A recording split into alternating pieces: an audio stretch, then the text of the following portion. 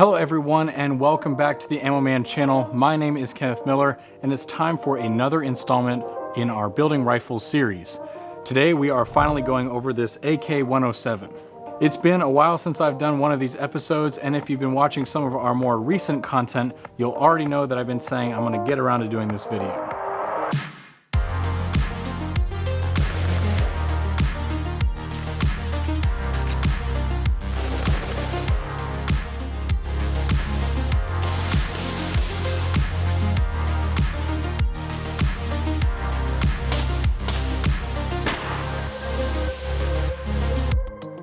This year, I personally wanted to make a more pointed effort to shoot and learn more about AKs, and this is the highest quality one that we had sitting around. So why did I gravitate towards doing some AK videos? Let me tell you what did it. There's this group of boys down in Atlanta who started a YouTube channel called Gorillas in the Mist. And boy, if they didn't just revitalize my love for the AK platform. They're always getting after it and training really hard. Check out their videos if you're into that. Anyways, there I was at CanCon in South Carolina last year, and wouldn't you know it, they were there too. We ended up talking and hanging out at the Proving Grounds booth, which, if you don't know what that is, it's a high energy shooting competition with a mix of physical and shooting challenges. All you need is a rifle, a pistol, and lots of motivation. We all shot a mini stage that they had set up there. It was a ton of fun, and it got me thinking it would be pretty neat to see how myself and an AK could do at a match at some point. Let me know in the comments if that's something you'd like to see, but before any matches happen, I need to set up one of these to see how effective I can be and how far I can push this to its limits. Before we go over what I did to maximize this rifle's potential, let me knock out some of the disclaimers and then we'll start. Firstly, this rifle is made by Arsenal and they did not send this out. Our team actually independently purchased this rifle a few years back and it's pretty much just sat in the armory, so I figured why not make some content with it. I did, however, get some help from a few manufacturers with accessorizing it. Midwest Industries is one of them. They were kind enough to let me pick out a few items in their catalog in order to take this AK even farther in the future. For this build though, I kept it pretty simple and only used a basic light mount. Lastly, I want to offer a huge thanks to Robert from Whip Machine and Tool Suppressors, who helped me get this Mod 1 suppressor configured for this rifle, so a huge thanks to him for that. Not a single one of these companies has asked for any good words from me or set any expectations other than I use the gear as much as I can. So let's take a look at what we got. For me personally, taking a rifle from its base layer into something that I can really effectively use is quite simple. I've talked about it in other videos and articles, so it should be pretty clear at this point. I want an optic, a light, and a sling. After that, I'm just kind of tweaking things as I go to make a better overall rifle. Unfortunately, I don't have a bunch of photos or footage of this rifle in its natural state, but that's okay. For today, we're just enjoying playing with it. If you want more information on putting something like this together, leave a comment down below, and perhaps I will get into more detail on the intricacies in a future video or article on our blog. Starting off with the rifle itself, this is an Arsenal Incorporated AK-107 chambered in 7.62x39. This is a fantastic AK and it's a perfect option for those who want to upgrade and make some tweaks to the system. First off, I wanted to put an optic on here. I've already talked about the issues with mounting optics on AKs in previous videos, but my priority with this rifle was to keep the optic height low. That way I can keep my cheek weld consistent. 7.62 is already a fair bit more punchy as far as recoil goes, and taking my head higher off the stock would not be ideal for fast and accurate shooting. I decided to use an RS Regulate side mount with the Holosun HS407CX2 mounted on top. This has been a really nice setup and feels really easy to pick up my sights consistently since I can use a reference point on my cheek against the stock. Another note is that because the stock folds to the right, it does not inhibit the use of this side rail, which is really handy when storing or transporting. More on why I chose this furniture in a bit. Moving to the fore end, I needed a way to get a light mounted. I went with the Midwest Industries light/laser mount. This is a barrel clamp solution, which I admittedly was skeptical of at first.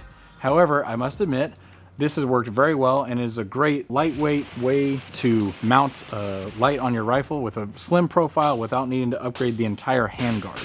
I opted to swap out my usual pressure switch and just leave the regular clicky back on it. This is mainly because there is not a great way to use a more modern thumb over bore grip on an AK, especially when you have a low mounted optic. And there's also just very little reason to add all that extra bulk when I can easily reach the button with my left thumb while shooting.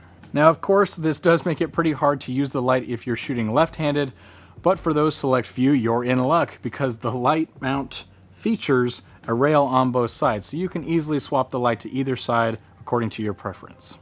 Next, I swapped out the stock and grip over into the Magpul line of furniture.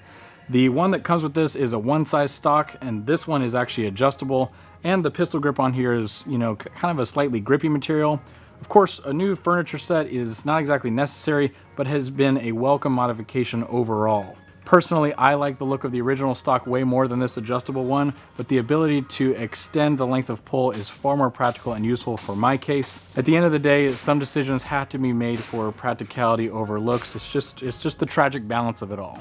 The original pistol grip was more of a checkered plastic grip, and I didn't mind it so much, but again, this Magpul one is a definite upgrade. It has, like I said, a rubberized feel, which also helps when holding the rifle steady during reloads. I can also store an extra battery for my light or some foam earplugs as backups. All right, we are just about done. All we have left is the sling and this fancy metal tube hanging on the end of the muzzle. For the sling, I went with a newer version of a tried and true favorite of mine, the Edgar Sherman design padded sling. I've used Edgar's flagship sling for over 6 years, and when he recently launched his new padded design, I knew this would be something that I wanted to try. With that being said though, I do not really have the time with this sling to make any real educated notes, and I won't know about durability for some time, but so far so good. This is a huge step up from the original sling, and I've also been using this sling on my main rifle ever since I got it, and I've been really happy so far. Okay, last but not in the least order of importance, we have our muzzle brake and suppressor. This arsenal came with a standard thread cover, which is held in place with a detent pin. This is super easy to swap out to the rear end brake that I needed to mount the Mod 1 suppressor. However, the muzzle vise did not come with a detent relief, and even if it did, my research seemed to indicate that this is not the proper way to mount a suppressor. So after I did some really shoddy gunsmithing and then got schooled by some pros, eventually, I had successfully mounted the muzzle brake and was ready to mount my suppressor. After some moving magic, I went with the Mod 1 from Whip Machine, and the biggest reason was the price, the length, and the fact that it was in 9mm. I know most of you are thinking, why in the world would you put a 9mm suppressor on a rifle meant for at least a 30 cal projectile? Well, to be honest, I knew concentricity would or could be an issue with most AKs, and I really couldn't risk taking on any chances with clearances since I didn't plan to buy a different barrel if it needed that. Luckily, this barrel from Arsenal was made extremely well, and it was concentric, but at least I know that with the 9mm can, I would have some wiggle room. Obviously, with that, I'm sacrificing some sound reduction, but that really wasn't the point of this in the first place. I just wanted to put together a simple rifle that serves all of the basic functions that I want and need in a cost-effective and straightforward manner. Ultimately, it turned out awesome. Obviously, it looks wonderfully menacing and is actually extremely practical and effective. I have used it throughout the entire summer, and it's been featured in a few videos already. I'll probably put it back up for now, but again, if you guys are interested and want to see more, you wouldn't hear any complaints from me. On that note, if you put together a rifle, it's no good without some ammo. So make a plan and head on over to Ammo Man. I'll see you next time.